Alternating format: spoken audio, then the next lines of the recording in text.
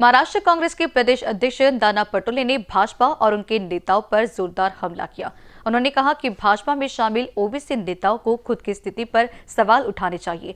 पटोले ने कहा कि जिन्होंने भाजपा को बड़ा किया, आज वही पार्टी ओबीसी को अपमानित करी है। अगर आप वहां बैठे हैं तो आप केवल अपना ही फायदा देख रहे हैं, समाज का नहीं। पटोले ने राज्य के पूर्व स्वास्थ्य मंत्री राजेश टोपे के कथित बयान पर भी टिप्पणी की, जिसमें उन्होंने कहा था कि वह कभी गरीब नहीं होंगे और महाराष्ट्र को बेचने की बात की थी।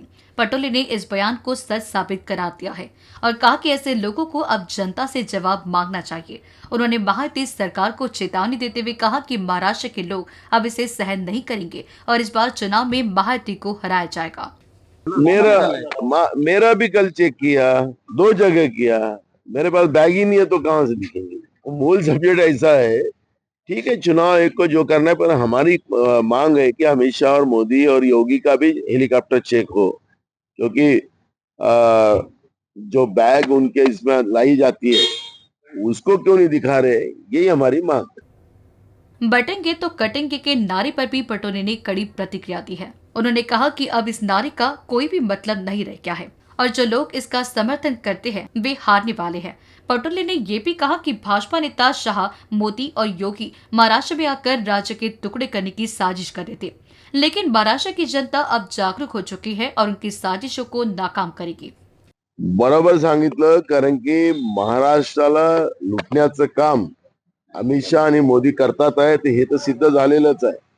महाराष्ट्र विकायला काढलेला आहे ही आता त्यांच्या मंत्र्यांच्या माध्यमातून सिद्ध झालेलं आहे आणि महाराष्ट्रातूनच मोठ्या प्रमाणात पैसा लोकांच्या घामाचा जो सरकारच्या तिजोरीत आहे तो लुटून कर्नाटकमध्ये असेल, अनेक राज्यामध्ये असेल, या मोदी आणि अमित शहानी अनेक निवडणुका त्या ठिकाणी लढल्यात। ऑपरेशन लोटसही ते करतात आहेत, जे सिद्धरामय्यांनी सांगितलं त्याप्रमाणे। त्यामुळे महाराष्ट्र या लोकांनी कंगाल करून टाकलेला आहे आणि त्यामुळे महाराष्ट्रातला आज 10 लाख कोटीच्या कर्जामध्ये महाराष्ट्र आज डुबलेला आहे आणि म्हणून महाराष्ट्राच्या जनतेने या महायुतीचं जे सरकार आहे आणि विशेष करून भाजप जे आहे, या भाजपला सत्तेतून बाहेर काढणं, तेव्हाच महाराष्ट्र वाचेल, ही भूमिका आम्ही जनतेपर्यंत पोहोचतोय आणि जनतेने ही गोष्ट मान्य केली। उन्होंने कर्नाटक ऑपरेशन लोटस का मुद्दा उठाते हुए कहा कि मोदी और अमित शाह ने महाराष्ट्र से पैसा लूटकर कर्नाटक में इस्तेमाल किया, जिससे राज्य का आर्थिक नुकसान हुआ है। पटोले ने ये भी कहा कि अगर महाराष्ट्र को बचाना है तो महायुति सरकार को सत्ता से बाहर करना होगा। आता काय फडणवीसावर काय बोललं पाहिजे, त्याच्यावर इतकं प्रॉब्लेम आहे। सगळे फडणवीसावर सगळेजण म्हणतात इतका विलन झालेले फडणवीस, त्यामुळे फडणवीसावर आता मी किती बोलावं हाच कळायला कारण। आताच मला काही लोकांनी प्रश्न विचारले की देवेंद्र फडणवीस वेगळा विदर्भ झाल्याशिवाय लग्नच करणार नव्हते, पण लग्नही झालं, आता पोरगी पण मोठी झाली। आता काय बोलावं फडणवीसांवर, एवढं काय बोलायचं राहिलेलं काय।